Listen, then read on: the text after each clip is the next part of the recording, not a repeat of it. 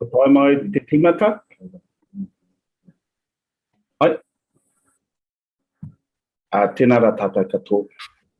Ko rangi, ko papa, ka puta, ko rongo, ko tāne māhuta, ko tangaro, ko tūmā tauinga, ko haumi e tiki tiki, ko tāwhiri mātia. Tukuna te rangi ki runga, ko papa ki raro, ka puta te ira tangata ki te whai ao, ki te ao mārama. E rongo whakawhiria ki runga, tūturu whakamaua kia tūna, teina, haumi e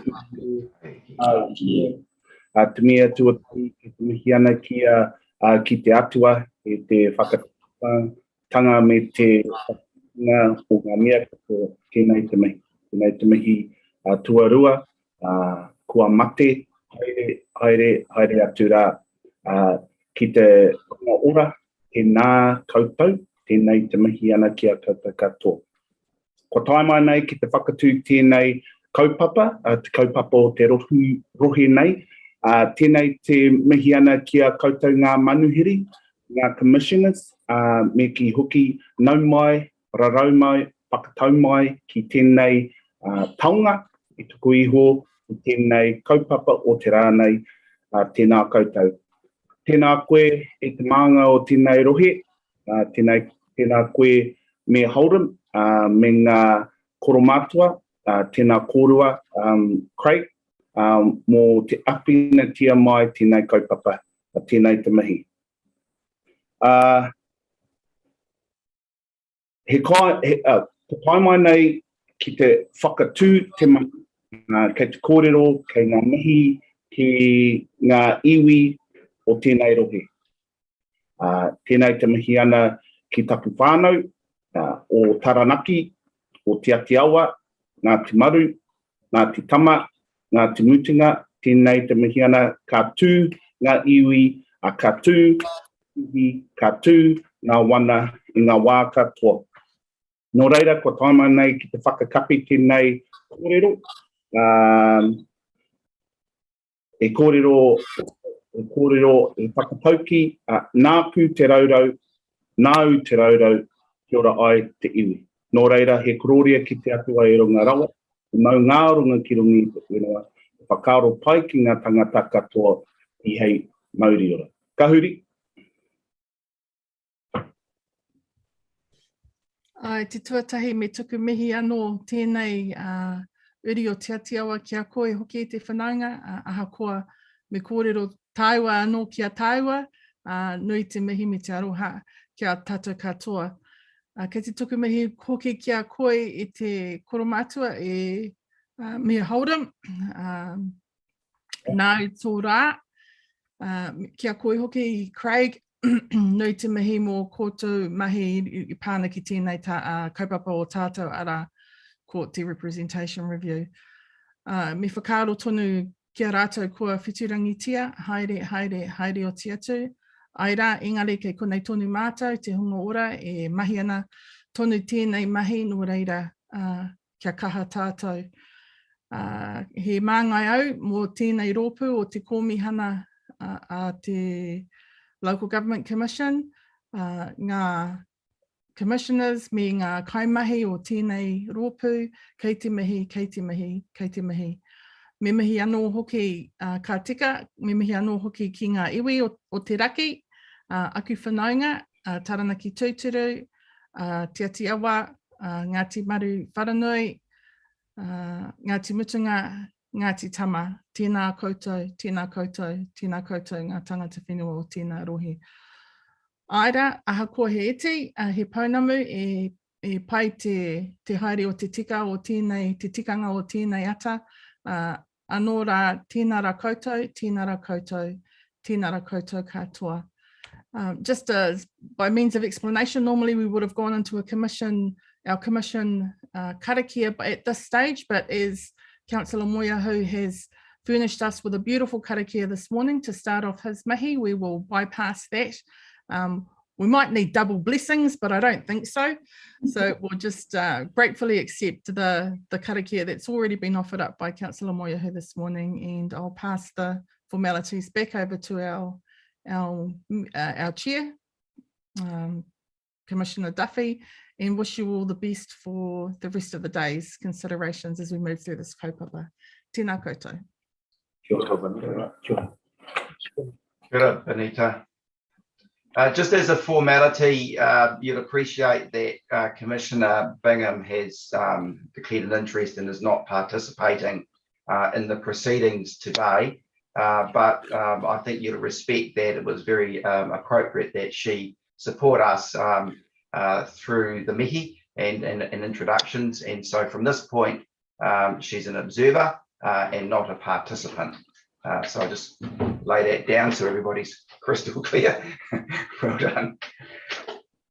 So look, just to introduce ourselves before we go into the formalities. I'm delighted that you can sit there with a nice cup of coffee while we work our way around the table team. Very, very impressive. We'll wait till 10 o'clock. No worries. Don't worry about us.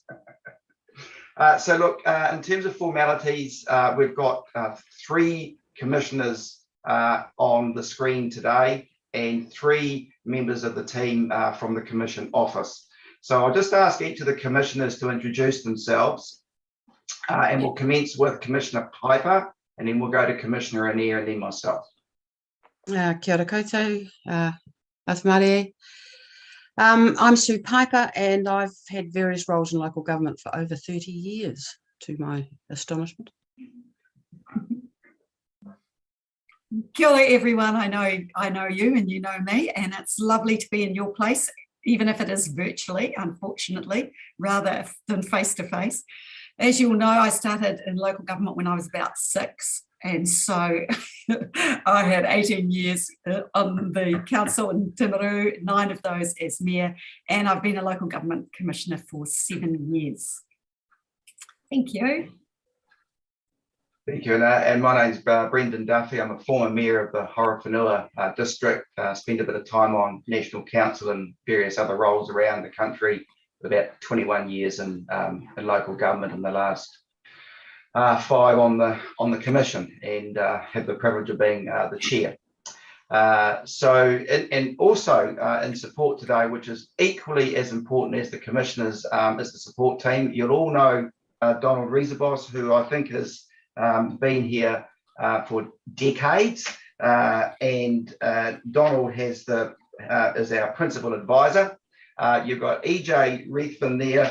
EJ is really involved in supporting us through this particular report as senior advisor, and we've got Penny Langley, our CEO, who is in complete command of the technology and will allow people in and out as the process proceeds. Look, you'll appreciate that doing this virtually is not easy, and I just want to acknowledge to you, Craig, and to you, Neil, that the team in the background have been really supportive of your team to get this set up today. So we are grateful. And just the last acknowledgement is that if you do see commissioners with their heads down, it's not they haven't fallen asleep, they're just writing notes.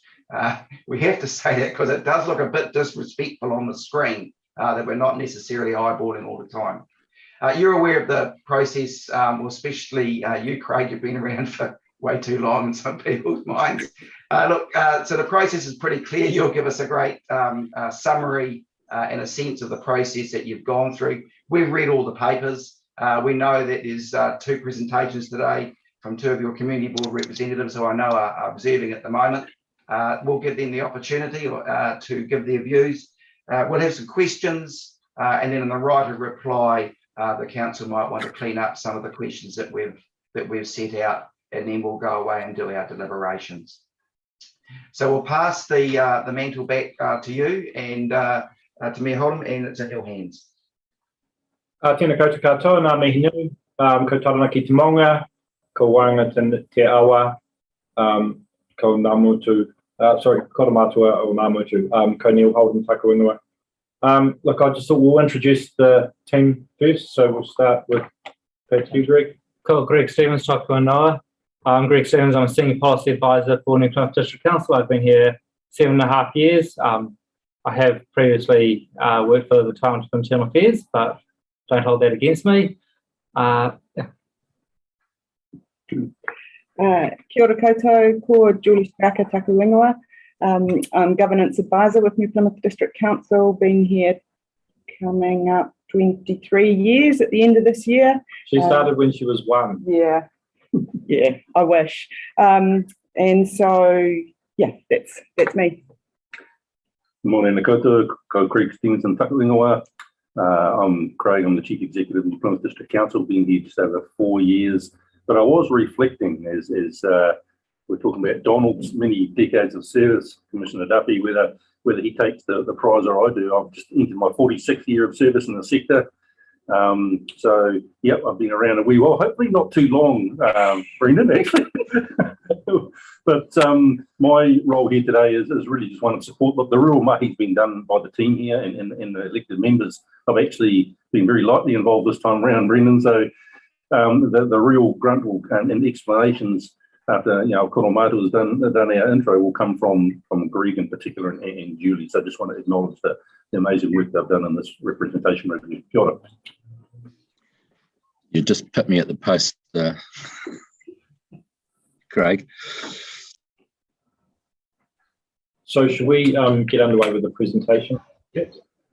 So yeah, they've briefed me, and as Craig said, I'm just a politician, and we come up with crackpot ideas, and these are the guys that make things work. So to give you a before we get underway, I'll just acknowledge the community board for their advocacy for our smaller communities. I suspect that they'll be watching this, and they've been part of this process, and we welcome the opportunity to just lay out what the process that we undertook and then explain the outcomes that we came up to. So this sets out the process the Council undertook for the 2021 representation review, and we used the 2018 census data to analyse our proposed ward boundaries. The slide shows our current ward-only representation model.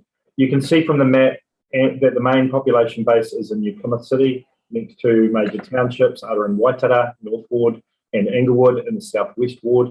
These are there are other smaller townships across the district. And if you can see at the basically at the bottom in the middle of the map, you've got Mount Taranaki. So you've got this imposing maunga sitting there, and that's created some of the issues with the lack of transport links from Inglewood through to Kaitaki.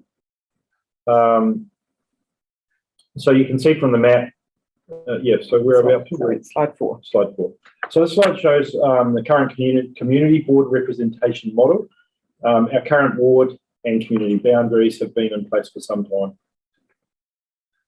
Since 2016, the council has demonstrated as open to new ways of undertaking its role. In 2017, the previous council voted to implement the STV. In July 2020, the council voted to establish a Māori ward. Following the 2021 representation review, we have now resolved to implement a new representation structure. In April 2021, we commenced the review process.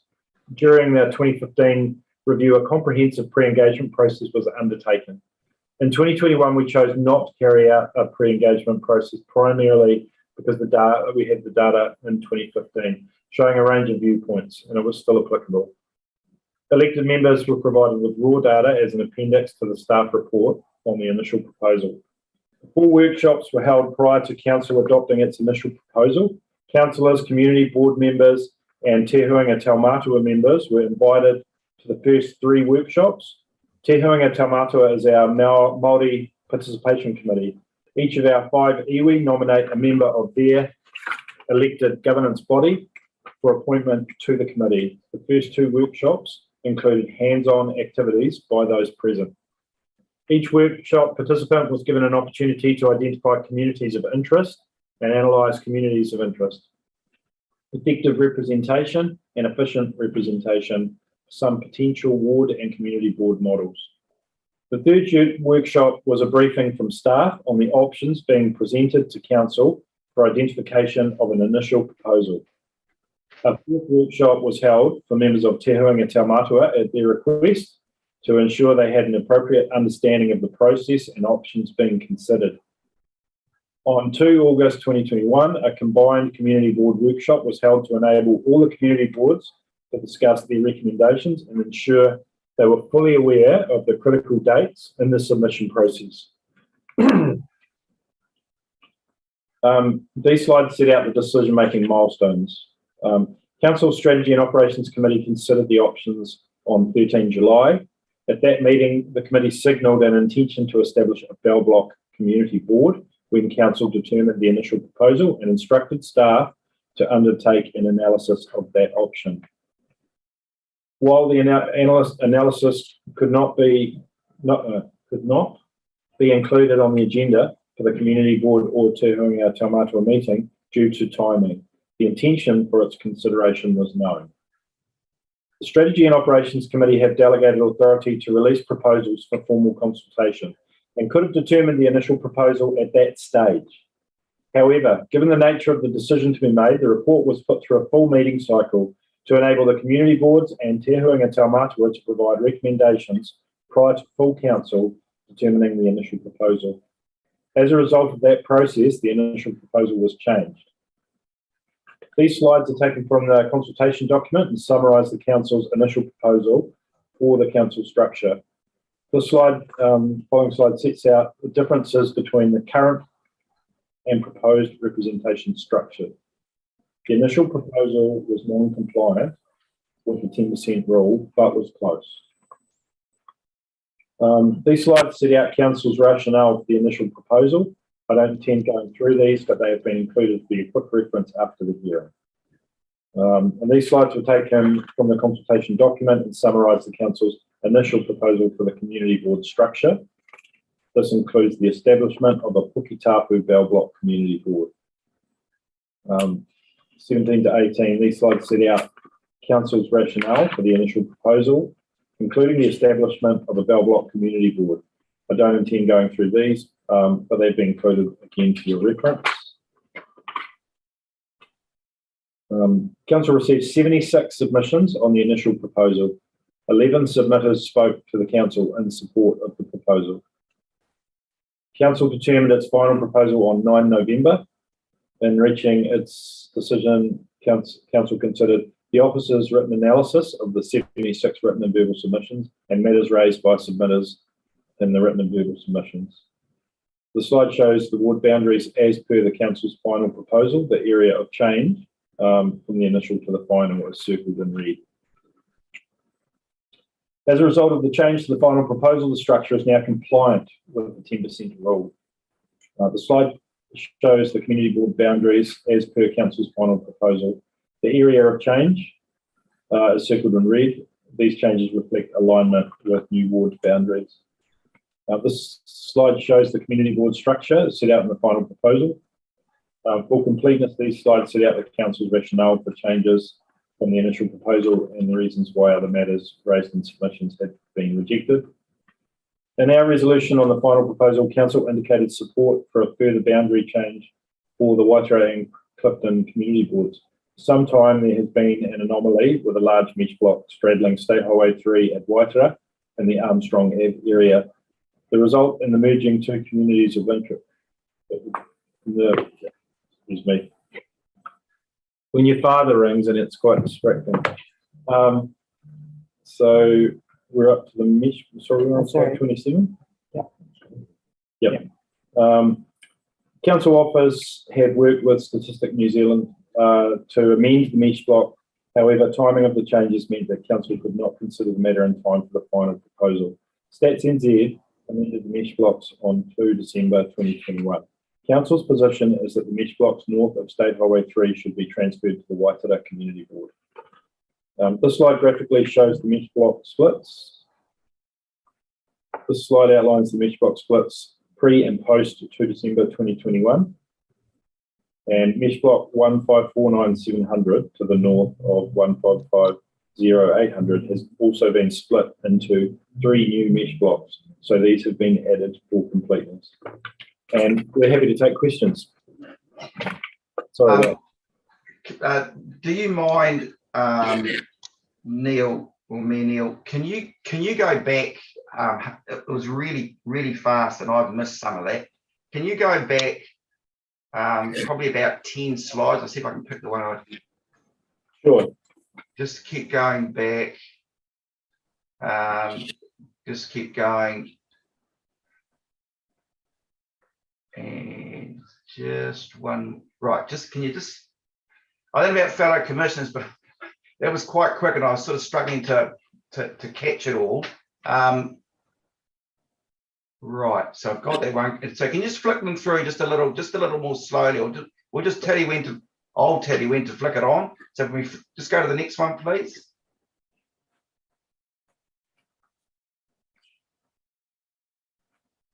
Yeah, right. Yeah, hold on. Where are we? Rightio. Yeah. Right, just hold on. 12. Okay. So these slides set out council's rationale for the initial proposal. Rightio. Next one. Yeah.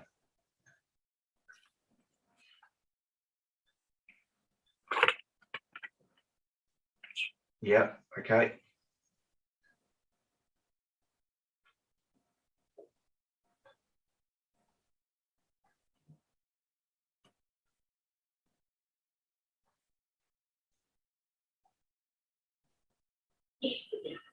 Yeah, okay.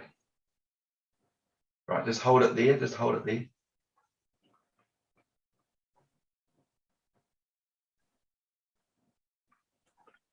Yeah, I got it. Yeah, okay.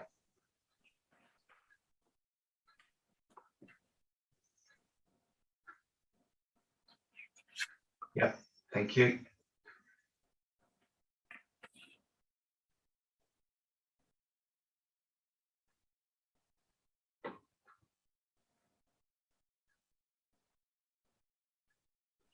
Yep, thank you.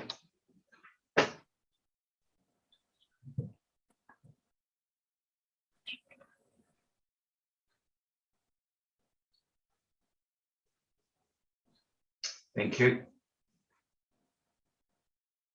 6 slides.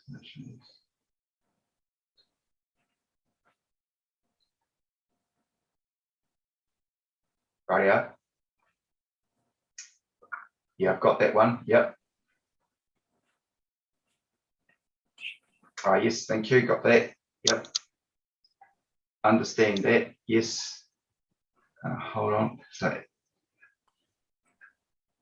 yes, thank you. Rationale for change.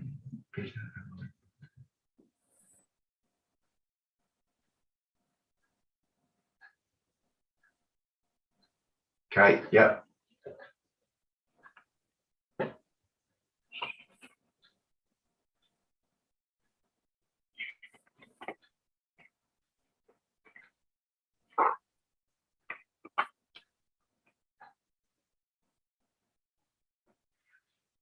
Rightio, thank you.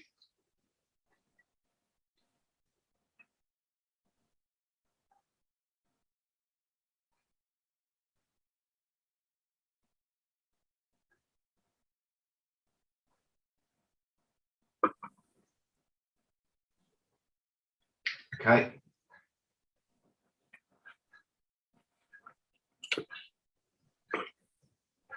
Yeah, I think we've got our head around that mesh block. Yep, thank you. Rightio, that's all good. I think I'm good from there. Right. Thank you for your indulgence there. I just needed to be very sure that we've got a good grip of it. Right, are we going to go back to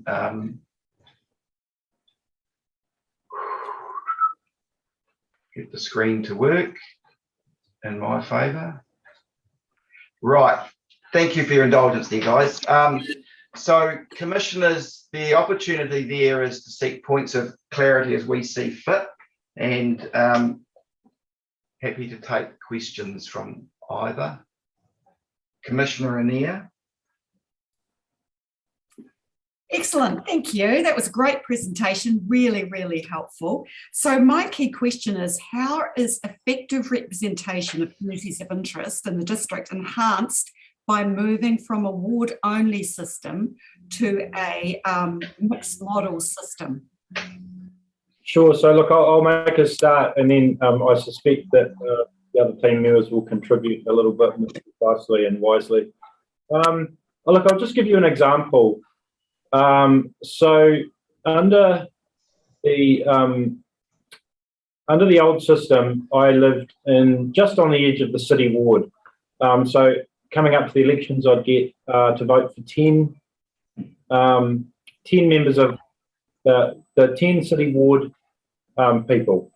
Now, under the proposed changes, I now move to into the Kohanga ward. So if we keep the status quo and there was just the boundary change, I would only have 2 votes. I'd be able to vote for one of 2 councillors. So under the new model, I'll get to vote for 1 ward councillor, and then there's the other, we've got the at-large position, so I get 6 votes. This point, that's how it would affect me. One of the issues we had in making the decision around bringing in the Māori ward was that looking at it through the lens of our existing representation structure, those on the Māori roll would only get 1 vote.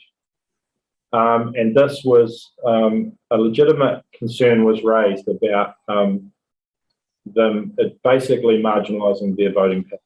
So by bringing in this system, where they also would get to vote for 5 at large, we think that model essentially allows, we're struggling with I think we made a real effort in getting people to vote.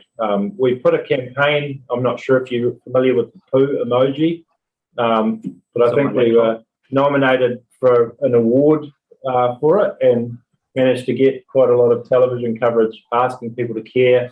We got about 47%, I think.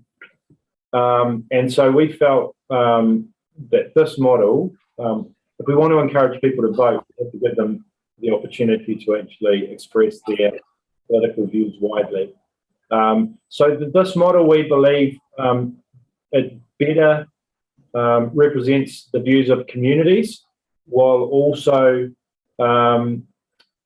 solving basically what were some of the major criticisms of bringing in a Māori ward.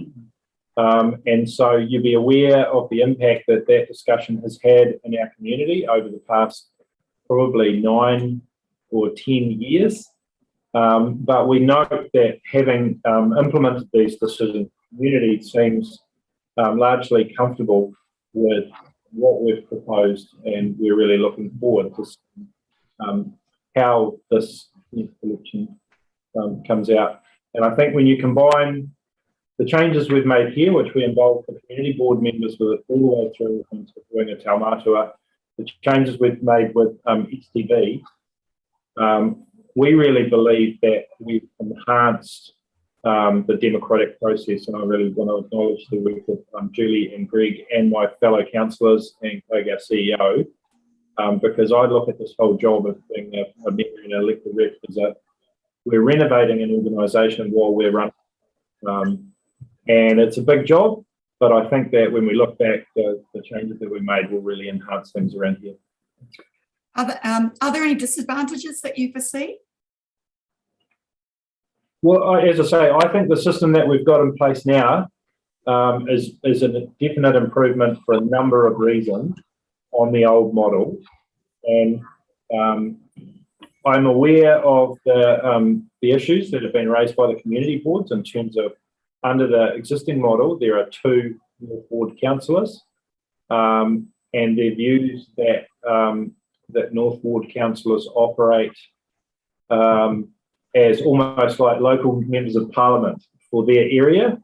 And I think what's important to note is the culture in this organisation is that the council, everybody on council represents the interests of everybody, and that I, for instance, as I say, I live out at Leperton, which is on the border of, now moved into Kohanga. If you look at the investments we've made as an organisation, there are huge infrastructure projects that we've greenlit for Mitanui. We've got an estimate of 25 million to go in for a some sort of reticulated sewage program. about $20 million worth of stormwater in Waitara, a $30 million coastal walkway linking Bell Block to Waitara. We've almost completed basically a full reticulation upgrade of Inglewood's water supply. We've upgraded water supply infrastructure, bores, pumps and treatment plants out at Okato and Owakura. And this council was focused on basically lifting its asset management maturity and ensuring, and part of that is making sure that those more rural communities are well served with infrastructure. So I accept that there's a position that 2 representations for the North Ward is better than 1. But in terms of the culture of the organisation, we believe that all members have a duty of care to these communities and all parts of them. So we're confident that our model is a significant enhancement on what we had. And I do note that this is one that's been designed by our community, not imposed upon it by an external overseer. Kia ora, if I can, I think there is a perception that the North Ward in particular won't have the influence on those decisions on who becomes those 5, that there is a perception that they'll come predominantly from the city. When you start looking at the voter base, so once you add in the general electoral population, the Maori electoral population of that North Ward, it's only just shy of what would be the quota if everybody voted. So effectively, they've got a very strong ability to influence the election outcome. They might not necessarily get their local person on, but they've got a strong influence. And what we're really looking at with this mixed model is a look at some of the functional aspects of our community of interest, in particular the travel patterns. It's very clear from 2018 census data that people who live in Waitara tend to work in either the Bell Block industrial area or in the city. Similarly with Inglewood, we've got very strong commuting patterns. We've got very strong community patterns for work and for schooling. So there's a geographic element to community of interest at a lower level, but there's actually district-wide, there is a very strong community of interest that's really emerged a lot because of the one bucket system we operate for funding, which the Mayor alluded to. So, I think there's an enhancement there that council is looking at the district as a whole, and that they do actually need to start going to those rural vote or non-New Plymouth City vote bases to be able to win an election. Okay. Okay. Commissioner Piper, are you? Just don't take your mute button off. The cat turned up and sat on.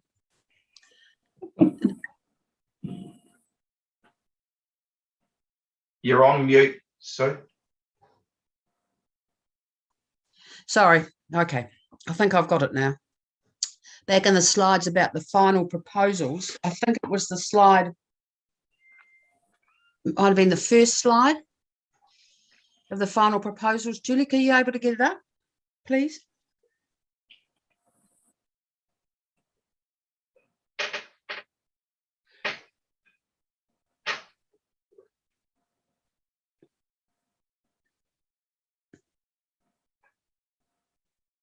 That one there? No, it's the one that's got a statement on it, something along the lines of not enough support for significant change. I think it's on about maybe on 1 or 2. It's narrative. What's the next one saying? Next. Must be the next one.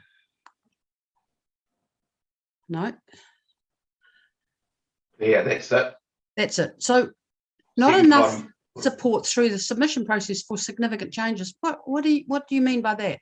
So this slide is taken from our public notice on the final proposal, and it was the reasons why the council rejected other matters raised in the submissions.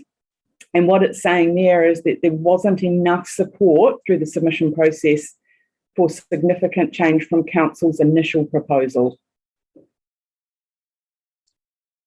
So the majority Which had one councillor for the Northern Ward. Correct.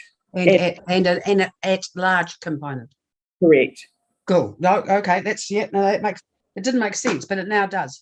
Thank you. Going back to I am intrigued by the name, by the way, for North Ward. Did you consider another one that was a bit? Yes. And the others seem a bit more descriptive, as it were. Yeah, when we had, I think, the second workshop, I proposed calling it Winterfell, and I think we got it into a draft document before someone, because obviously Julie doesn't watch the same TV shows as me, but for some reason it didn't make the final report. Yeah, we did have submissions seeking a Te Reo name, but none was actually proposed, so it was a bit tricky to change that name. I do agree that it's rather non-descriptive and not particularly useful, particularly given during the process when we looked at other community boards and places around the country and they said Western Ward, and we're going, it's not very helpful for us. So do appreciate it, but I don't have a suggested name. And there was nothing came through that submission process to allow us to pick up a different name. Okay. Maybe, is there any reason why the commission couldn't do that? Advisors, officials? Well, I'd say that if you wanted to give it a name, you'd want to have a decent discussion with our Te Huinga Taumatua. Indeed. I don't, as I say, they didn't raise it.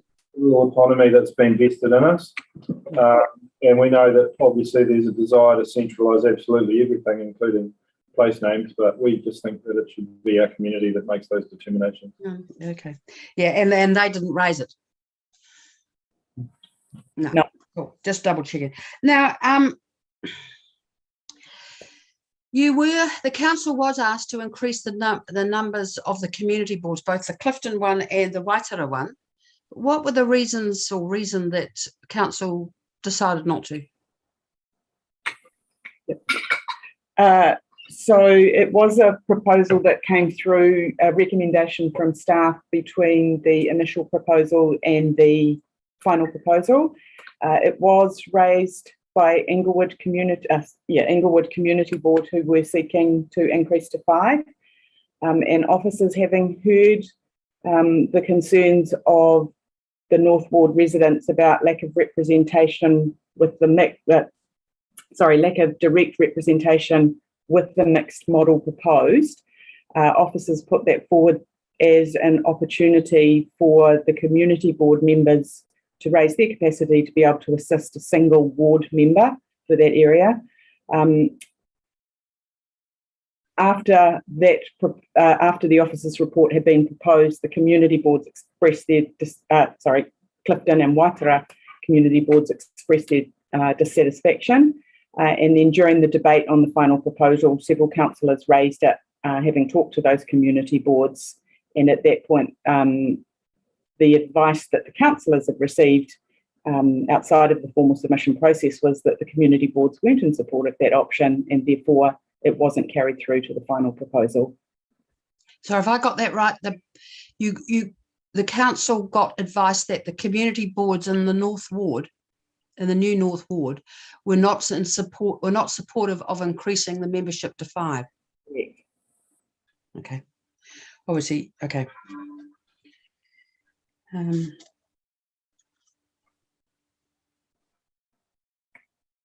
Can I just ask there, just for clarity? So is that formally recorded? Is there a record of the community board formally saying that? No, only the record of the video debate of the council on the final proposal. Okay.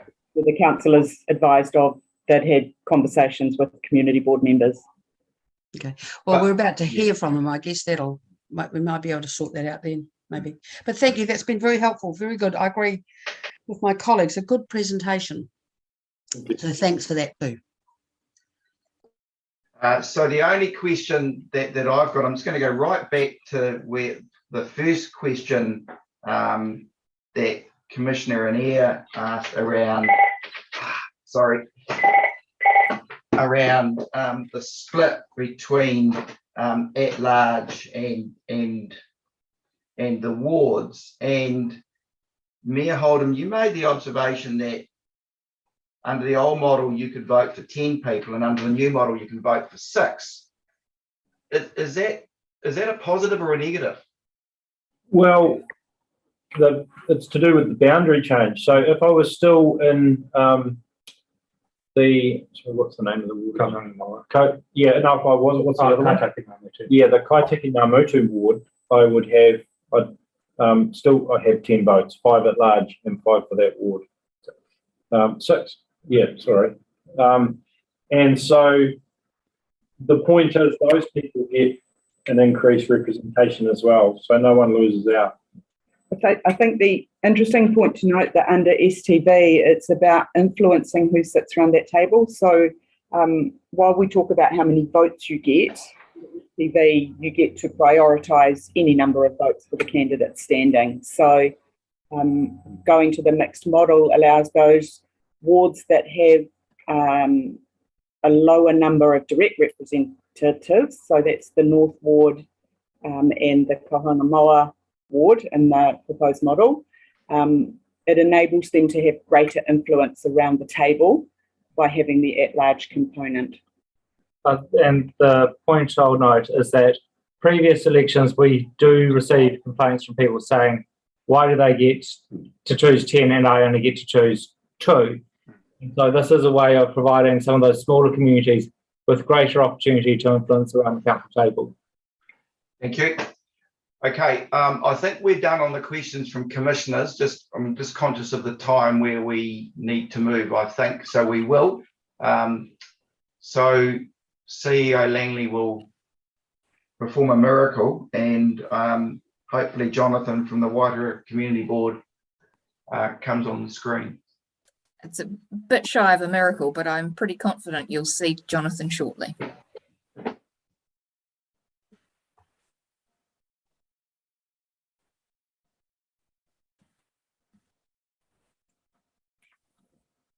Okay, so it looks like Jonathan has joined us, and in just a second, with a bit of luck, he will hopefully be able to come off mute and pop on video if that's an option. I'm not sure why I'm not on video. Okay, let me see. I'll try pushing a button at this end. We'll see if that makes any difference. Oh, look, you're away laughing. That's a miracle. Must have worked. Okay, thank you very much for the opportunity to be here. Kia ora.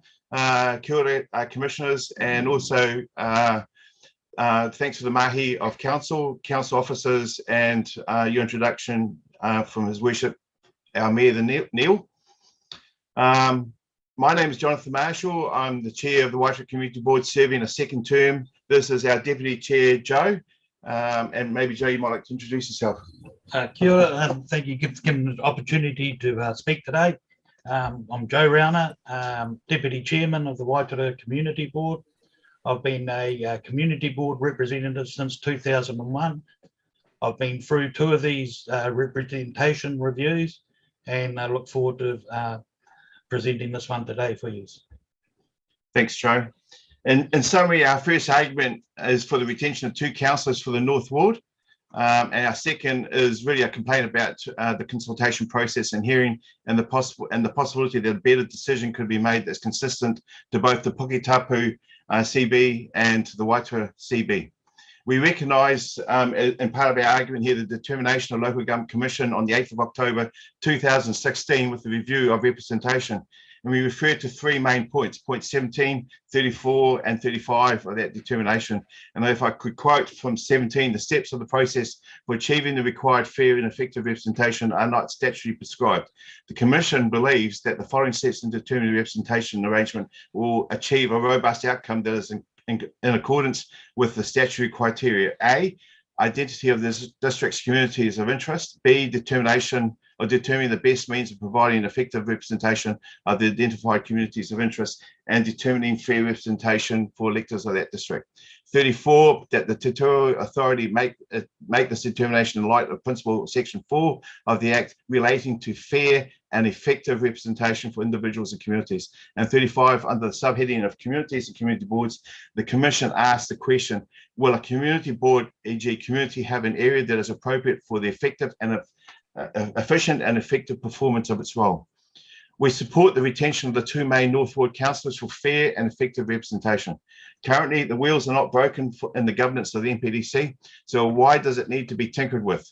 Second, we have bigger changes afoot in 3 years, so why can we not retain the present LG structure rather than making a so-called minor change and destabilising our governance of the North Ward? We are 28 months into our current term, and most councillors of the NPDC have not set foot in our communities in an official capacity. A year into the current term of our 2 North Ward councillors, they hired a minivan and invited the rest of the councillors on a road trip to the north. I believe all but 3 joined. This was personally paid for by our 2 North Ward councillors, as it was felt that the city ward councillors lacked some insight into our communities of the north, and most have not been back since that road trip. We spent a large amount of our time educating existing councillors and the other wards of the needs and giving them some understanding of where we're at. But even in doing so, we often hear statements around the table that that shows further questions and indicative of a lack of perspective of our community needs. Our North Ward is made up of many cultures, interests of small and large communities who have interests as diversified as the numbers of our communities. It is almost impossible for 2 councillors to visit each and represent each of our communities to the council at large, let alone if we were reduced to 1 councillor. We have 2 community boards and an ever-increasing number of community gatherings that the council would go to. With that, the council will have to attend, if we retain the 1, with that, our council would have to attend 16 CB meetings, plus an ever-growing number of extraordinary CB meetings, council meetings and workshops to attend. Effectively, they will have no spare time. A suggestion by the officer in the report is that a newly elected Maori Ward councillor could sit on the North Ward CB. However, that's their choice. They might elect to not do so. But that suggestion fails to consider that that same person will also be representing 5 iwi, countless number of hapu representing each of those iwi. Each of those iwi are diversified in their own communities. That representative will be faced with the same trials on time and effectiveness as a single North Ward council would be facing doing the same job on their own. A Maori Ward councillor could deny taking up that position, and so that just leaves that one of those it leaves that 1 representative for the North Ward representing 2 CBs and trying to do an effective job in our area. The same officer suggested in the report to council there would be 17 representatives in the North Ward made up of 2 CBs, 1 councillor, 1 Maori Ward, and 5 large councillors. However, that report doesn't say that we currently have 23 representatives and that being made up of the entire elected council of 14 councillors, 1 mayor, and 8 CB members. That report suggests wrongfully that a reduction of representation. That omission alone is indicative of the thought and the actions of our council that we are only represented by those we elect and not by the entire elected councillors who are required to represent our entire community and not just where they are elected from. Legally, all councillors need to represent the district, but the reality is the North Ward feels we are poor cousins of our district and we're not fairly representative. If it is not for our current very hard-working councillors, we wouldn't get to where we are today. A reduction would see a lack of efficiency and effectiveness. Our recommendation to the Commission at this point is to retain the status quo at the cost of Kaitaki and Inglewood, or to consider reducing the number of councillors at large from 5 to 4 and allocate one of those to the North Ward, giving us 2 councillors for the North.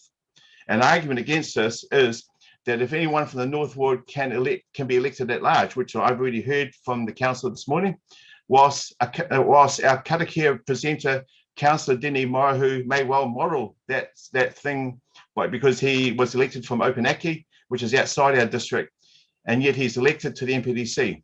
However, if that argument was true, then we don't need to have a Maori Ward seat either, because Maori are obviously able to be elected to our council. I believe that is wrong, because we need to be assured of representation on council. So a Maori have a ward for 1 councillor, the North Ward should retain 2 councillors for equal, effective and fair representation.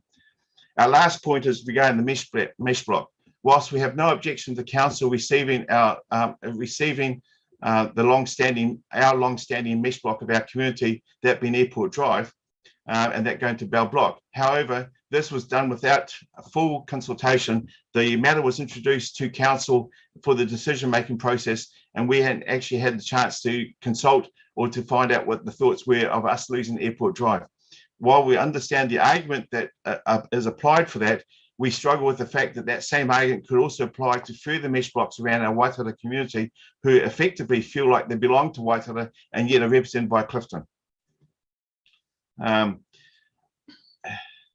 So our recommendation of the Commission is the decision that this decision needs to be fair to both Bell Block and Waitara, and that the mesh block outlined in the map I gave you should be considered as being moved to Waitara for the same reasons that we gave those Airport Drive. Joe, I don't know whether you have anything you want to add? Just quickly and briefly, we need to retain our 2 North Ward councillors. One person can't meet our community requirements for services, and one person can't politically have the ability to represent the interests and reconcile conflicts of our community. This is not about me. This is about our community that we represent. Thank you.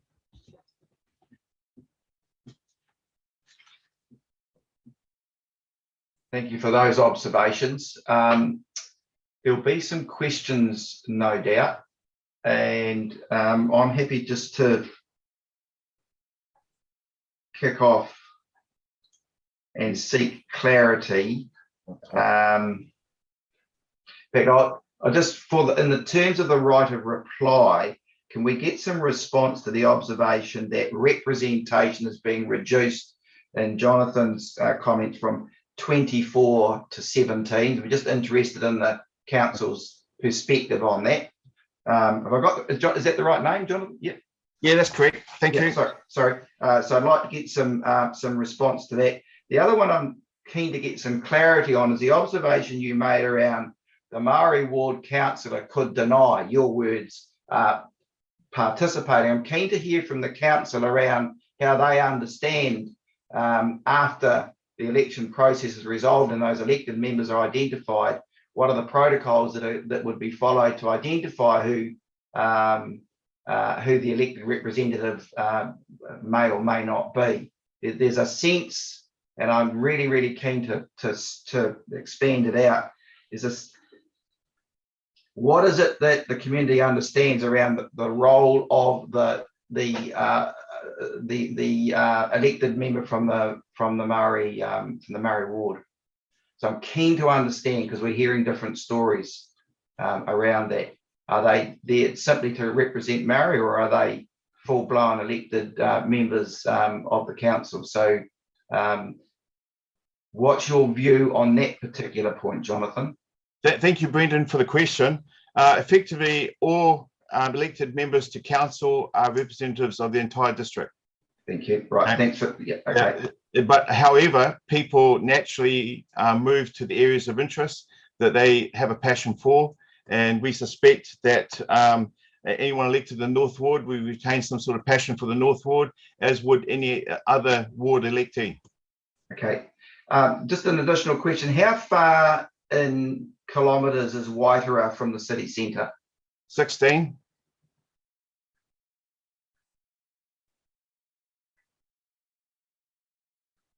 And final question, did you as a community board make it clear that you would not support 5 community board members? That's correct, Brendan. The question wasn't about community board representation. We feel that that's adequately been met. The question relates to council governance and the fact that it's a real struggle for our 2 existing councillors to make headways into our council for the needs of our North Ward. Have you got an example? Well, you really only have to walk through our communities here in comparison to the communities in town. We walk through our communities, we have no footpaths. In a lot of our areas, we have elderly, a growing population of elderly who effectively are on these electronic mobility scooters. They can only get to the end of their driveway because after that they're on grass or berm. And because there's no footpaths, they have to go up and down our roads with their scooters. We also feel at times there's a lack of consultation around the processes of what we're looking for as a community, and being able to be heard. Even though the facilities are available in the New Plymouth District Council to be heard, certainly this last term with our mayor, he's made it clearly open for community boards to actually have input into his office as to what we're doing, and I accept that, and it's been very good. However, we are still fighting for more revenue. Like we heard Neil allocate that there's 20 million coming to us for stormwater, but the fear we got right now is most of that's going to be chewed up in the Wakakatahi extension of the stormwater drains, and not actually for the original development that we were intending it to, which was phase 1 and phase 2 of the stormwaters of Waitara East. Okay. I didn't see who had their hand up first. I'm sorry. So Commissioner Piper, and then we'll go to Commissioner Anea.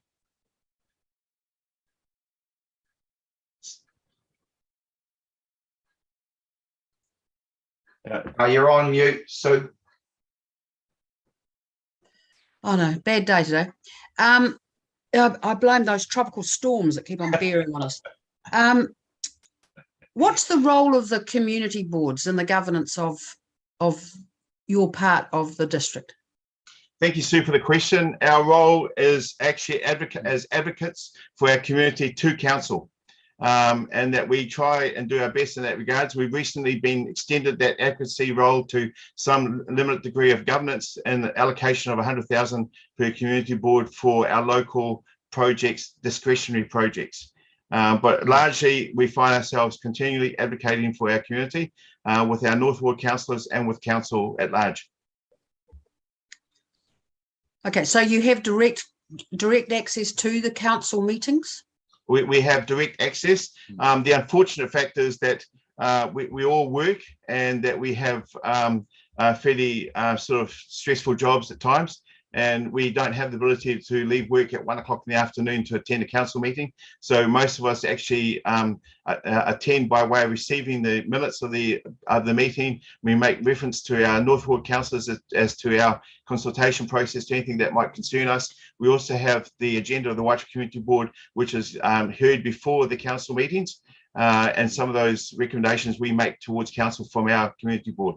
But attendance is not always easy for us unless we're retired. Most of us work, and we have our own careers that we have to participate in. Is it possible that if you increase the membership from 4 to 5, that situation might be alleviated in some form? Yeah. Thank you for that part of the question. I mean, to be fair, we're not saying there's anything broken with the current model of 4 community board members. What we're struggling with is getting our message heard by council. And here's another example. For example, we just recently started a Wakakatahi project on our main road north, and it's going to be 5 months between now and May for them just to put a stormwater drain in. And the extension is going to be, we'll end up with 4 new roundabouts in the north part of the city. But this is over a period of another 4 or 5 years. The discussion was held with one councillor in town, and it was said that that most of this project is just going to be putting stormwater drain in, and we're still a year out from the first roundabout. He was unaware. He thought the whole project was about a roundabout and not about the stormwater. And it just seems to be that we're forever trying to keep our city councillors in tune with what's actually happening outside the city. Thank you. And the council has indicated that they would support the mesh blocks division, yep, that State Highway 3 be the boundary. How do you feel about that? Yeah, absolutely. Obviously, we'd have to wait a number of years before that is allocated. But however, the will of the commission could be that they might allocate that sooner rather than later. Okay, thank you, and thanks for a good presentation. Thank you.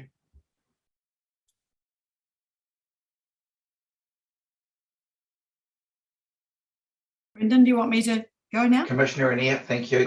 Great, thank you. Good morning, guys. Lovely to meet both of you. I was just wanting to do a wee bit more questioning about, you talked about the impossibility of one representative attending all the meetings and things that go on and all the activities that go on in your community. So at the moment, the 2 ward representatives, do they do a tag kind of team where one will go to one thing and one will go to another? That's quite correct. We have one of our community one of our councillors is responsible for one of our community boards and largely represents that particular area for council to that area. We did swap over 18 months, so our current councillor is Councillor Bedford. Our previous councillor for the first 18 months was Councillor Johnson. Both councillors are elected by our North Ward. So you talked about hundreds of meetings and things and community events that they attend. Okay, so I never actually said 100. I said this. No, you didn't. I was embellishing it, but you said there were an awful lot. Yeah, when you consider the workload of a councillor, if by attending a community board meeting, effectively it's only the ward councillors that are actually doing that. The city ward councillors don't actually have a community board to attend to, so they just have their council meetings and committee meetings that they attend. However, our ward councillors work very hard in attending community board meetings. If we only had one community councillor for the North Ward, there would be 18 community board meetings. Effectively, we also have extraordinary meetings, more so these days than the first term, and we also have a number of interested community groups that gather, like we have in our community board area. We have Leopardon, who have their own Leopardon hall meeting, and they discuss the needs of their community and relay that back to us as community board. So it's quite unusual to have quite a lot of extraordinary meetings. Give me an example of why you do have them. Okay, so we've had, I think it's 4 or 5 in the last 12 months.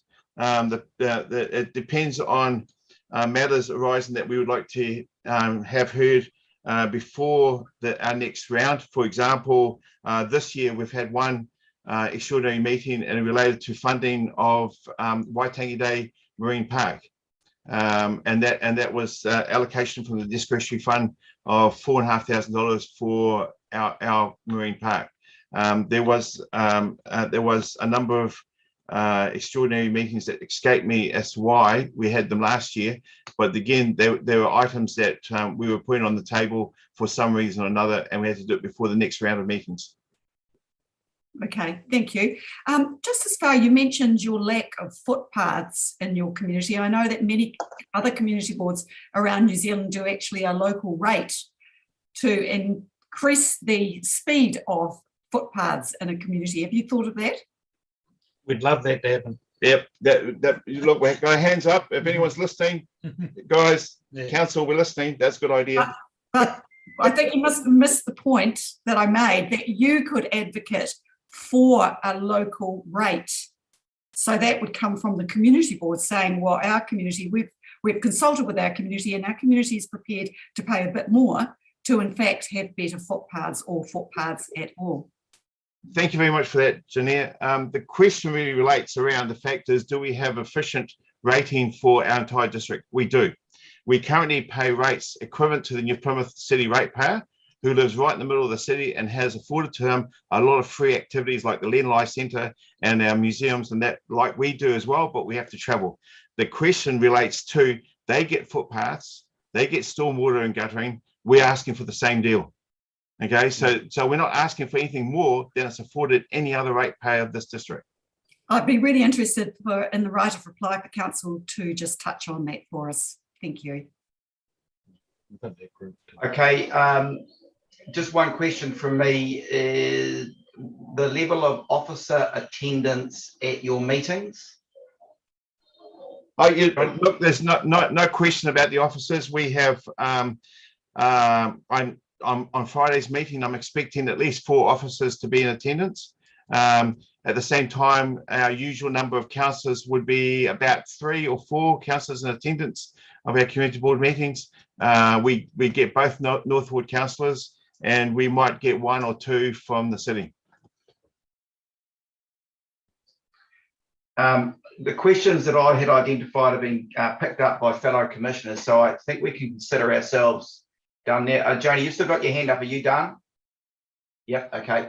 Okay. Look, thanks for the presentation, guys. Wish us well in our considerations later on, and you'll hear back in due course about where we finally land. I apologise if there's background noise. Is there a background noise coming through, Penny, from me? There is some background noise coming through from somewhere. Yeah, look, it's me, and I apologise. I've got some renovations going on. I didn't know they were planned for the day, so I'll be walking out momentarily to calm them down while you bring the next. Can you just bring the next lot in? I'll just go and sort this out. Of course.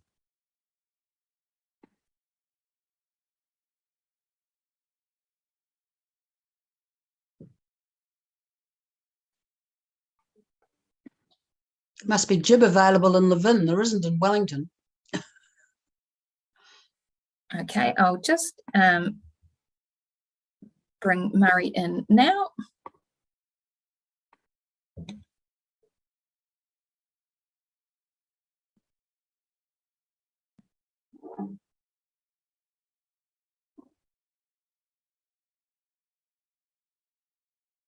Excellent, that is looking very promising. Murray, we can see you in the meeting now. So when you're ready, if you could pop yourself off mute and put your video on if you can. Lovely. Kia ora, guys. Apologise for that. Kia ora, Murray, and welcome. You've been watching the proceedings so far, so you'll be familiar with the process. Yep. We're in your hands. Okay. So, tēnā koutou, ko Taranaki tuku mauna, ko rangataiki tuku māua, tuku awa, ko Ngāti Pāti, Ngāti Pākehā te iwi, ki tōna Perutu ahau I Noana, ko Murray Seamark tuku ingoa, tēnā koutou, tēnā koutou, tēnā koutou, katoa.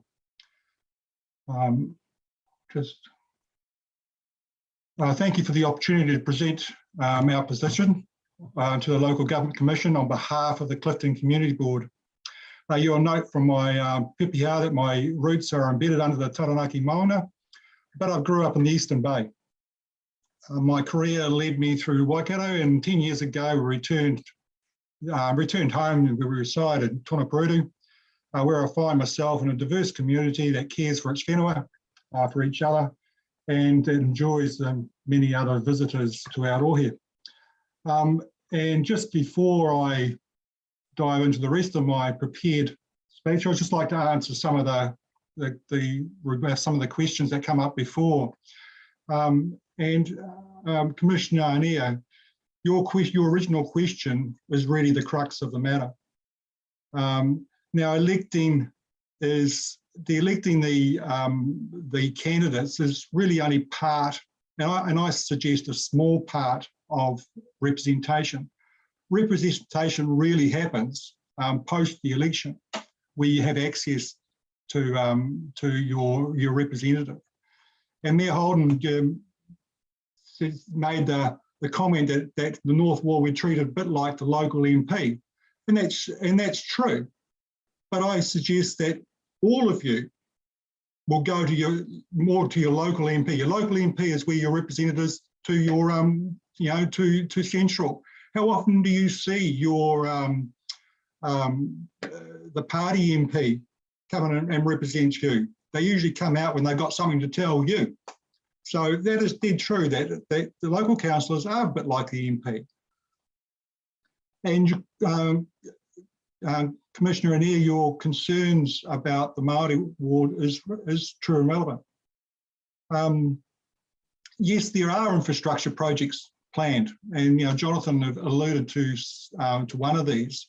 That has already started to take a lot of local councillor time and energy as people ask all these questions, and they know who to contact. Commissioner Piper, the naming, you talked about the naming. I think the fact that no one could come up with anything different from the North Ward shows the diversity in our community. And I'll allude to that later on. I just want to clarify, I'll put a bit more detail, I suppose, around why we as community boards rejected the increase of numbers. And Julie alluded to that it started from, the request come from the Inglewood, or what is the Inglewood Community Board currently, to increase to 5. But the reality is they struggled to get to 4. And Waitara have managed to have an election. Clifton Community Board for the last couple of times has not been able to have an election. We struggled to get to our numbers.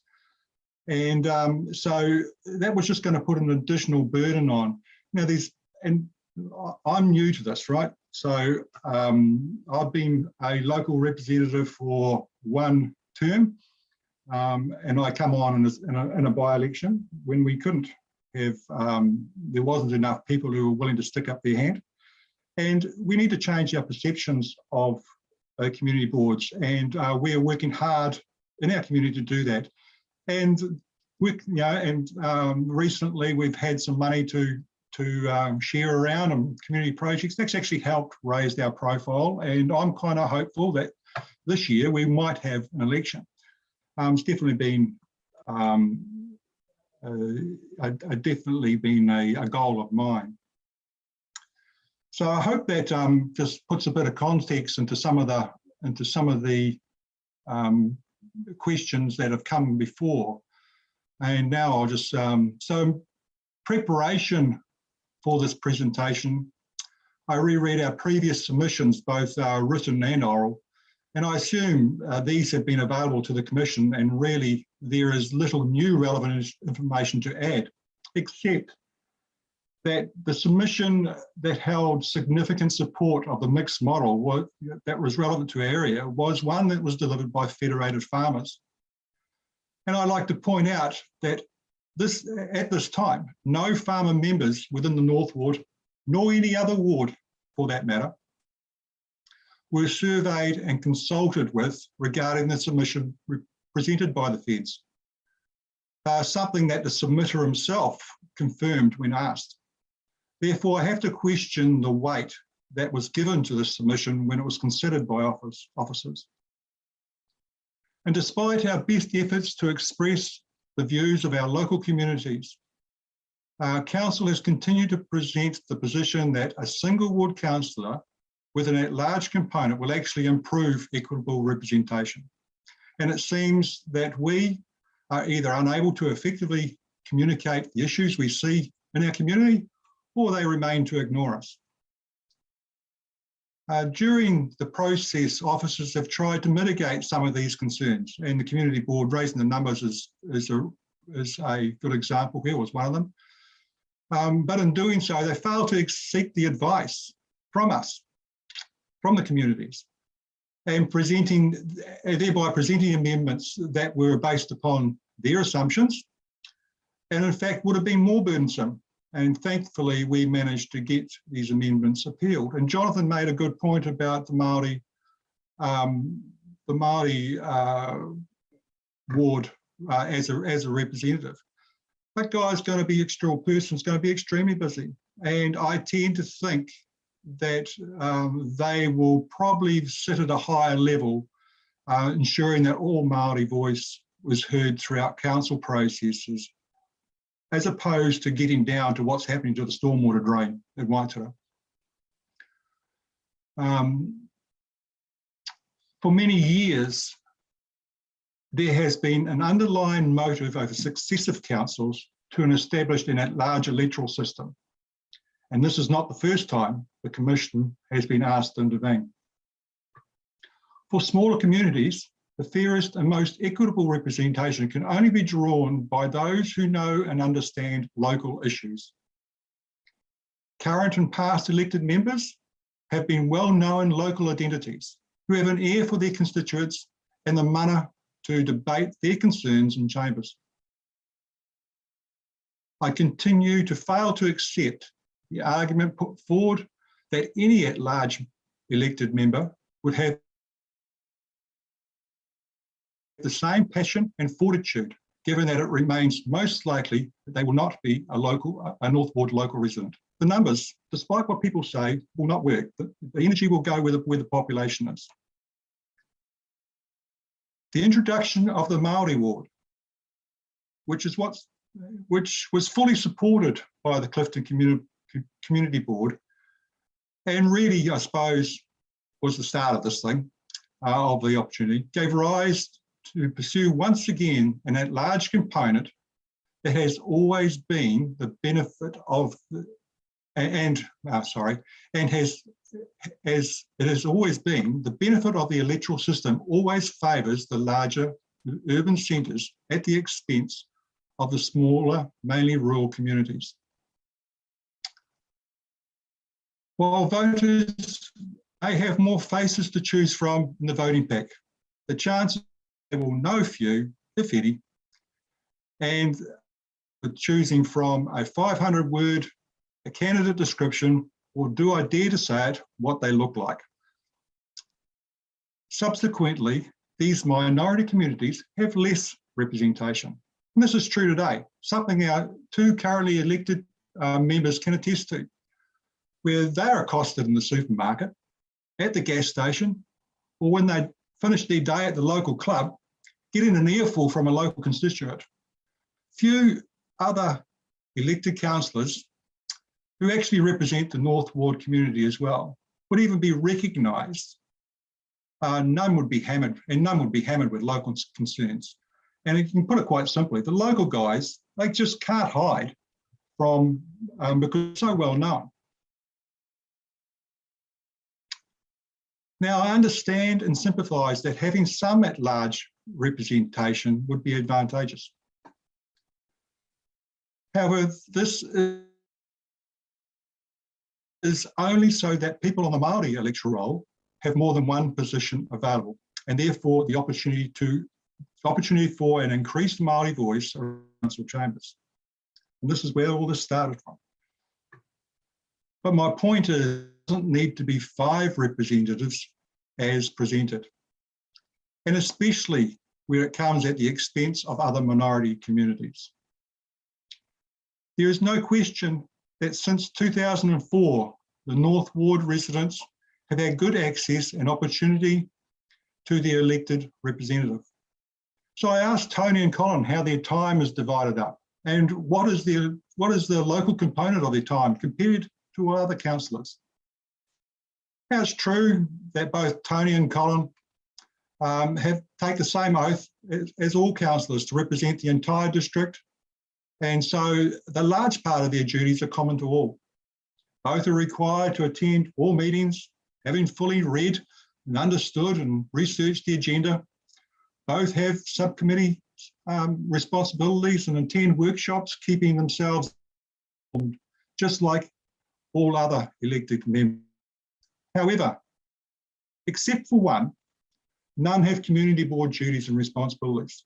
And the North Ward has 2 community boards. And I will just reinforce Jonathan's point, that that's another 16 meetings per year, plus some extraordinaries, plus workshops related to specific community needs, and none have to travel up to an hour to meet a local concerned resident. It is estimated that 1/3 of both Tony and Colin's council-related time is needed for additional local community responsibilities. And I would ask what other councillor has this demand upon them? And now we're going to cut it in half. Something will have to give. And I'm afraid it's going to be the access North Ward constituents have with their local elected representative.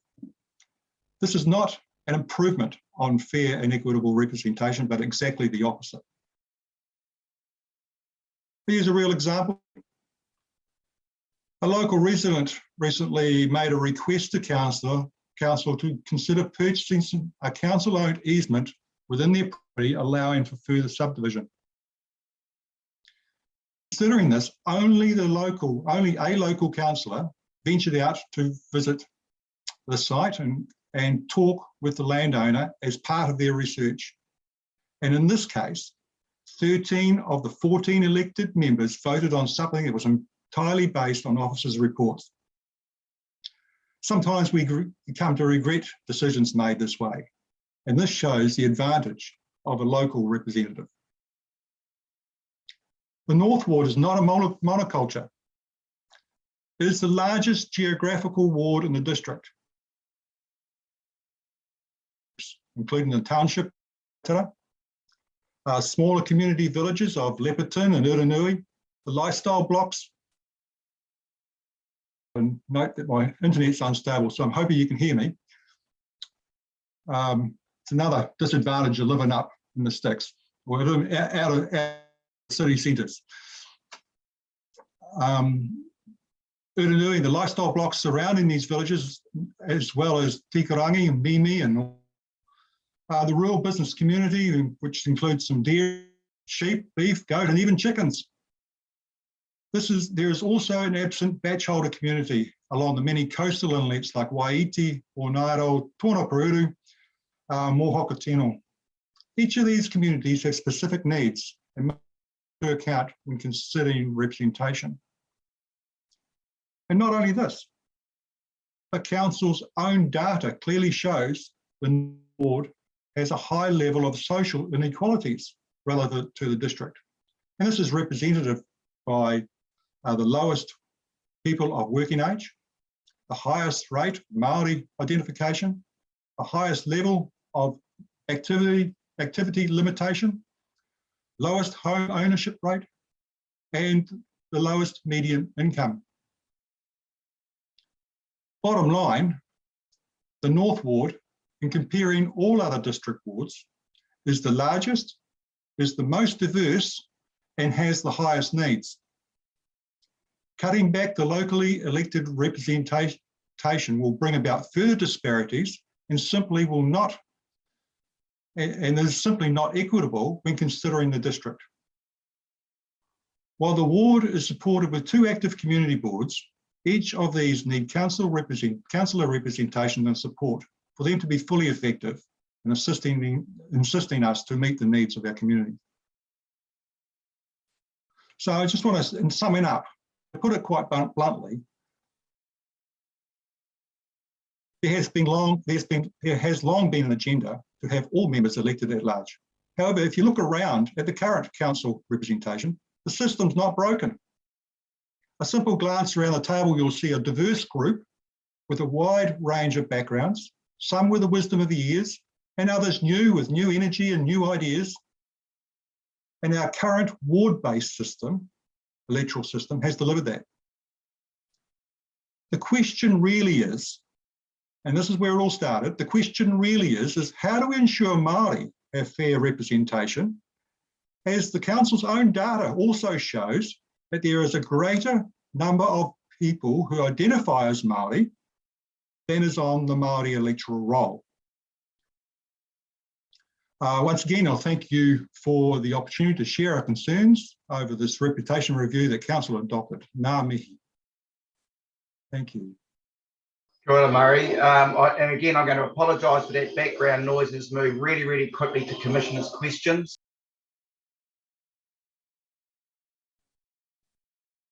Commissioner Piper. Thanks, Chair. Murray, with the current ward boundaries proposed, if we were to agree to 2 councillors from the north who would be, then there would be an issue of fairness for the rest of the district in terms of the criteria with regard to fair representation. That per head of population, that there would be, it would get a bit a bit ropey, basically. I understand. That's a good question, and that's been the whole reason why council has been trying to do the 10% rule, right? Like I said, I'm new to this, so I'm learning along the way. You're onto it. But I also am aware that the Māori ward doesn't meet the 10%. That's also underrepresented. You know, that's also only about 6,000 people. So the argument is also true for the Māori ward. So yes, but we talk about fair and equitable representation. Now, voting is just one part of it. It's actually the rest of the 3 years that really matters.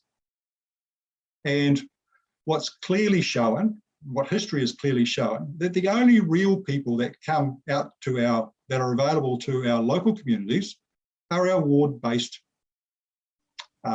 local elected representatives.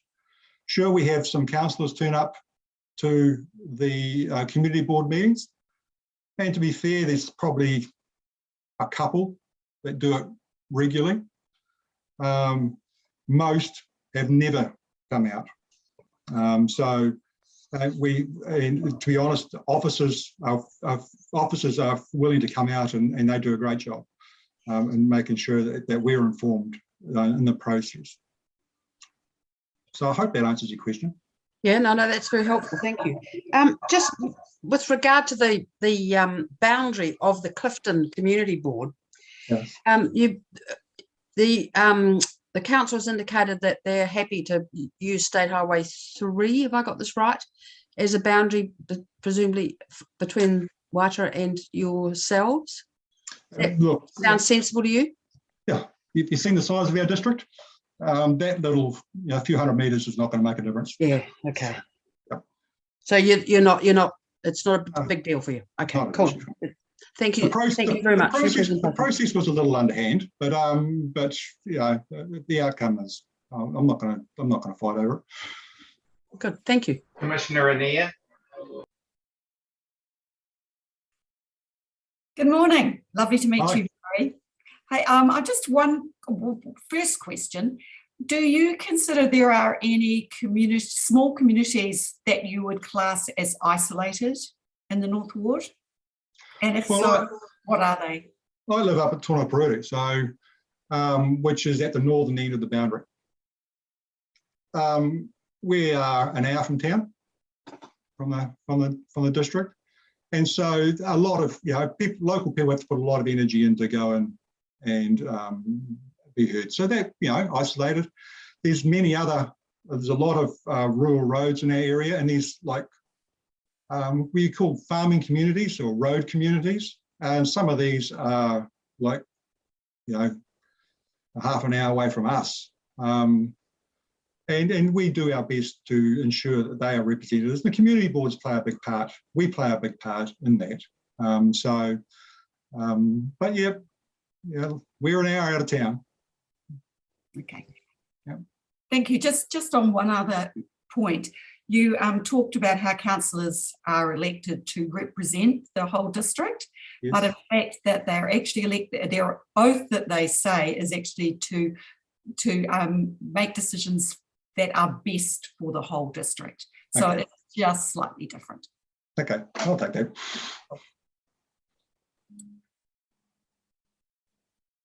Okay, I think we're done with the questions, Murray. Thank you very much for the observations that you've made. I think you'll agree we've allowed significant time for both community boards to participate. So appreciate the effort that you've put in. Thank you. Okay, thank you.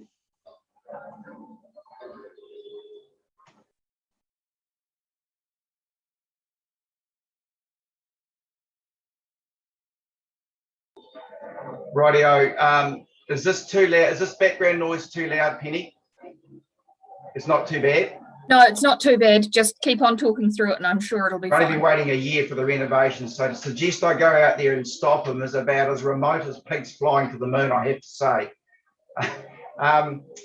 Can I suggest that we do take a break now? I'm just looking through to you, Mayor Holdham and CEO Craig. Normally we'd take a break and then come back for the right of reply. Are you happy? You're happy with that? Yeah, look, we're good to go when you are unmute. Okay, so let me just check the time. So can we just take, can I suggest a 15-minute break? That's about as much, yeah, okay. So let's reconvene at 10:45. Okay, so Penny, what happens now? Just the reminder that our live stream will continue. So if everyone can pop themselves on mute and turn their videos off, and we'll be back again in 15 minutes. Simple as that.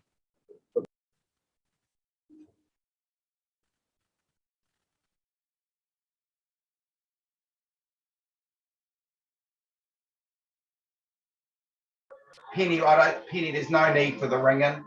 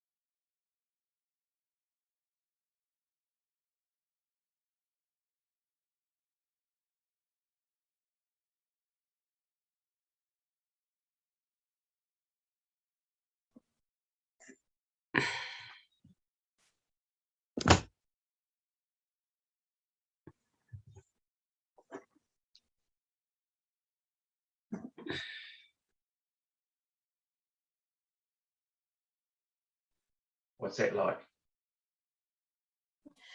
It's definitely cut back on the background noise. How is it for you? A hell of a lot better. I can hear now. Excellent. Right, so that's what we'll do. Thank you. Oh, great. So you got a question? Yeah. I have got a question. Have you checked they've got the jib? There wasn't any in Wellington last week. It's all good. It's all good. It wasn't too bad for us, Brendan. Yeah, it felt terrible. I was really struggling to hear. It wasn't for us though. Okay. So with that question that you've got, Sue, we'll fire that in at the start. Yeah. Okay. Right. Okay.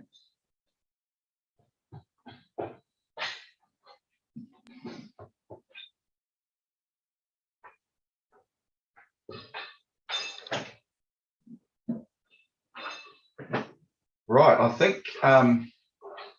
So we see 10:45. We're a minute ahead. I don't think that'll. We've got everybody on, Penny. Okay. So just before we go into the right of reply, we just got one more question from Commissioner Piper. Just through the break, there's been a bit of checking. Can I just allow that question to? Well, I will allow that question to go through, please. Thanks. Thanks, Chair. My question is, what specifically are the delegations for the community boards, and what are matters that are routinely referred to the boards? Scope rather than, the roundabout. Sure. So community boards both alluded to a discretionary fund. That's new in this current financial year. So they have full delegated authority for allocating funds from that fund. They also have delegated authority for temporary road closures in their areas and some parks, use of parks, etc., parking prohibitions within their areas. In terms of how our meeting cycle works, and we start off with a committee of the whole, and unless that committee has delegated authority, anything relating to the community boards then goes through each of the community boards and then comes back to council for final decision. So they are seeing quite a range of items. That said, our agendas aren't super extensive, so they're not getting a whole heap of little stuff. They're actually contributing to some bigger discussions. Okay, thanks for that. Thanks for that point of clarity. So the protocol is for you as council to take the right of reply, and ideally just pick up on only those 2 or 3 questions that we've fired through. So we'll pass back to you. Great. And look, so I've made a few notes, so I'll cover off a bit of a high level response, and then the team will get into some of the more specific response. So look, firstly, I think that it'll be quite evident to you that we've got really competent community board members who are really demonstrate a high level of professionalism and are very passionate, and they add a lot of value to the process in terms of informing the decisions that we make. And just want to acknowledge Murray, Jonathan and Joe. And I think if you look at the work that we've done, and particularly in context with the LTP, it's pretty clear that we believe in community boards. When you step back from the review, these changes were fundamentally driven by our decision to adopt the Māori ward. And the fact that a third of our Māori population lives in the North Ward, primarily in Waitara. Once we'd adopted the Māori ward, the status quo was no longer an option for MPDC. In terms of some of the issues that have been raised by community board members about representation, they have direct access to all council meetings, workshops and office. As you've heard, this LTP provided $100,000 per board per year discretionary funding, and that just reflects my belief in local decision making and shifting decision making as close as you can to the communities they serve. for the highest impact. I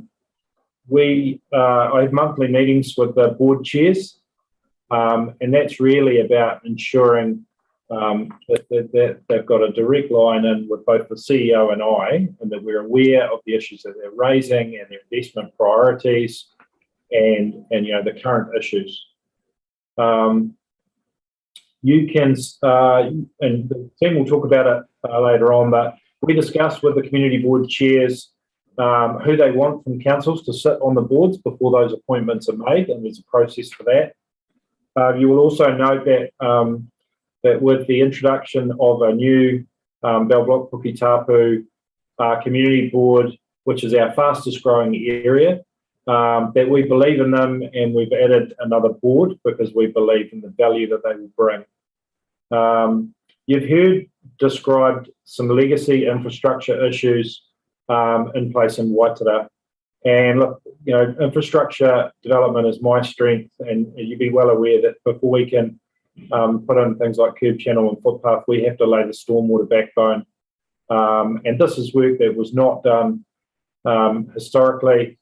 But the reality is Waitara and Clifton communities are benefiting from the one bucket system. Previously they've been connected up to the sewage reticulation network. We're in the process of decommissioning the Waitara sewage outfall from that historic facility, not because it has to be done, because it's hardly ever used, because the community asked us to do it, and it's really important to them as a symbol of what's occurred in the past. We've committed to building a new library community centre for them out there in our current LTP.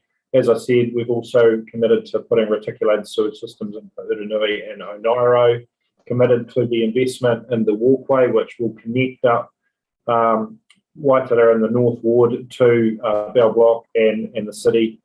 I'm not sure if you're aware of the work that we've done over the past 6 years or 5 years on the Waitara Lands Bill, which was resolved a couple of years ago, dealing with some long-standing issues with Glasgow leases, confiscated Māori land that was in possession in council, and through the development of the bill that finally allowed owners to freehold their leasehold properties, we've developed a number of funds, including a hapu fund, a community fund, and a Waitara River catchment fund.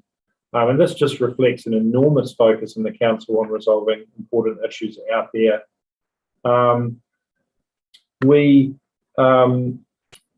also, if you want to see an example of the kind of planning and processes we've put in place, the community investment plans are on our website, and they just reflect the process that we have for taking that community feedback and using it to inform decision making, and ultimately reflecting that in our long-term plans.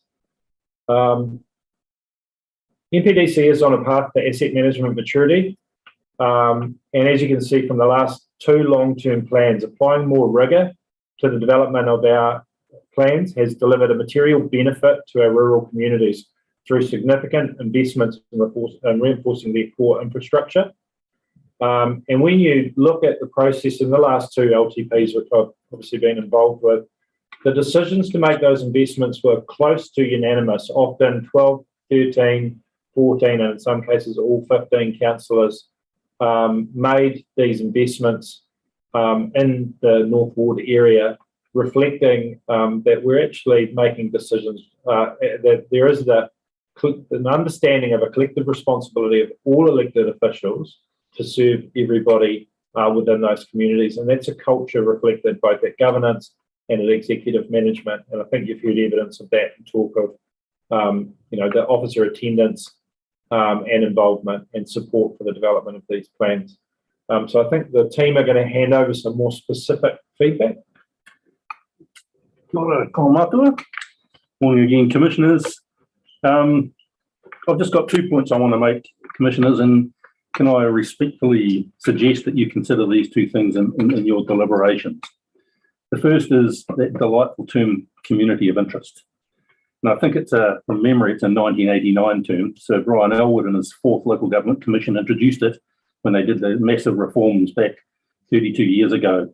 And I actually at the time thought it was a really cool term. This goes right to the heart of the representation of it.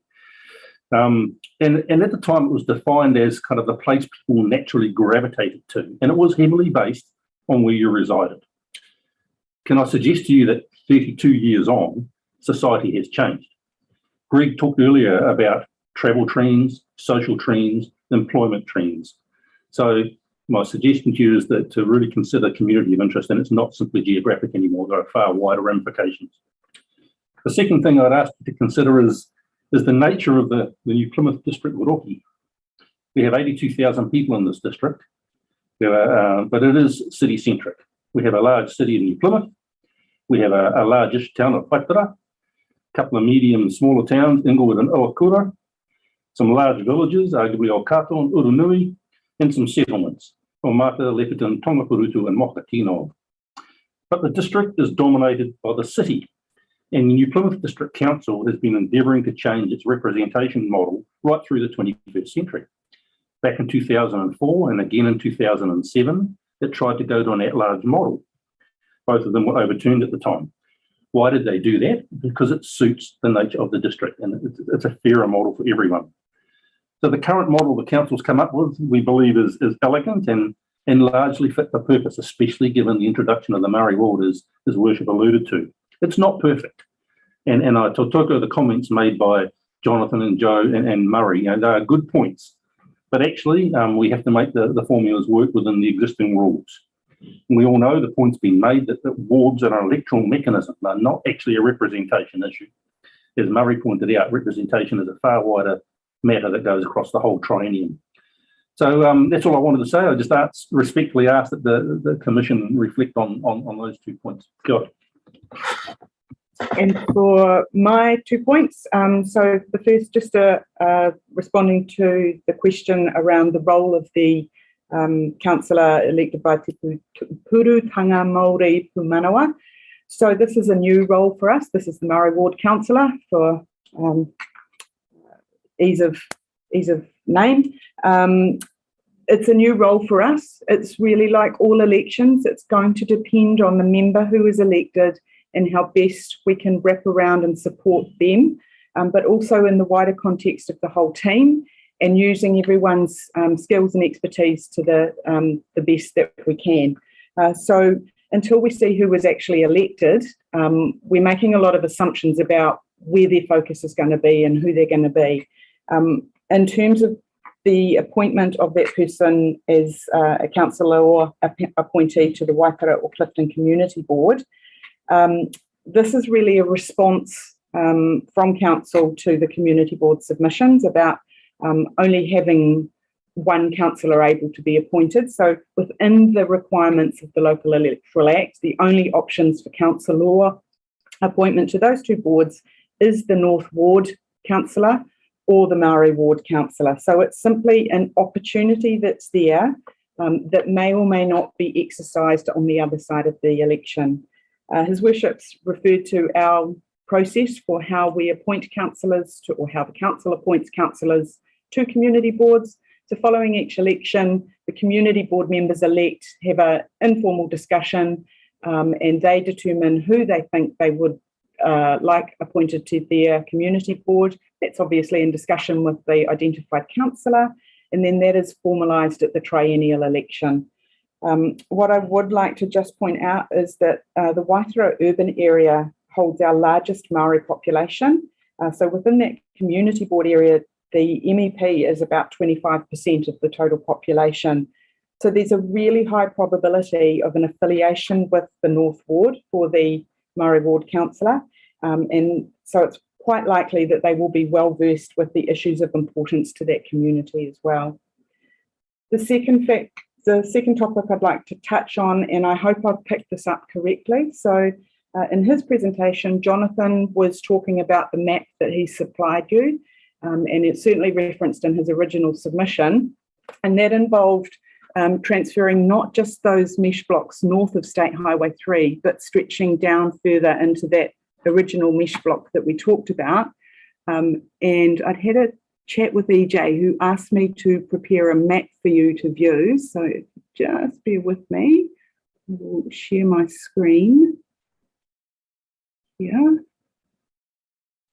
So what you can see there is, this is from the 2018 census and the 2021 mesh block maps. I've written in there the names of the mesh blocks that Jonathan had referred to in his original submission, and I understand he's also referenced with EJ mesh block 1550401. And then to the right there, you can see that those are all currently sitting in the Clifton Community Board area and the populations associated with that. So what I'd just point out there that from that data is about 17% of the Clifton Community Board population. So I understand Murray's comments referred simply to that very top portion of mesh block 1550800, and I'm not sure that he's actually been advised of the impact of including all of these mesh blocks into the Waitara Community Board. So I'll make sure you've got that information sent to you after this.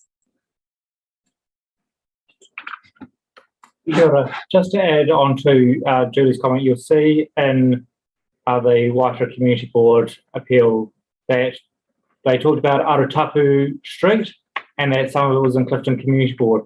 I just want to confirm that the current Arutapu Street stops, and where it's developed to now, stops at the edge of the Waitara Community Board to the Clifton, and that's the edge of the current operative zoning in our district plan.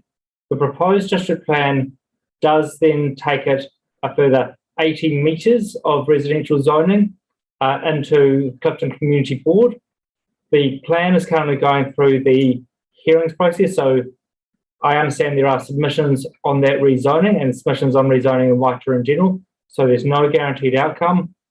That to me suggests that that's an appropriate thing to consider during the next representation review or as a minor boundary adjustment in the future if the mesh blocks change reflecting development.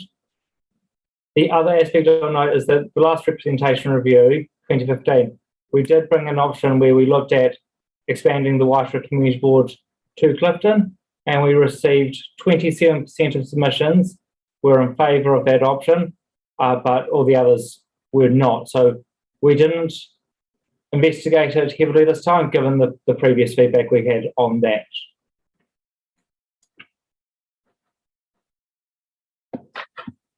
Thanks, Greg, and Julia, thank you. So you were happy to take any questions? I don't know that there's, just bear with me, guys. Let's back up. I don't know, sorry, you're going to have to bear with me. I'll press the wrong button here somewhere. I'm not sure there'll be any questions. We've had the right of reply. We've got the information from you. So I think I'll just check though from commissioners. You're all good? I'm good. Thank you very much, Council. You've answered. That's helpful. Yeah. Thanks. And Commissioner Nair, you good? Rightio. Okay. So we'll reach the point where we've gone through the full process. You've responded in your right of reply. We now have the task of deliberating independently of this forum, and we'll make our decision and advise that in due course, as you all know.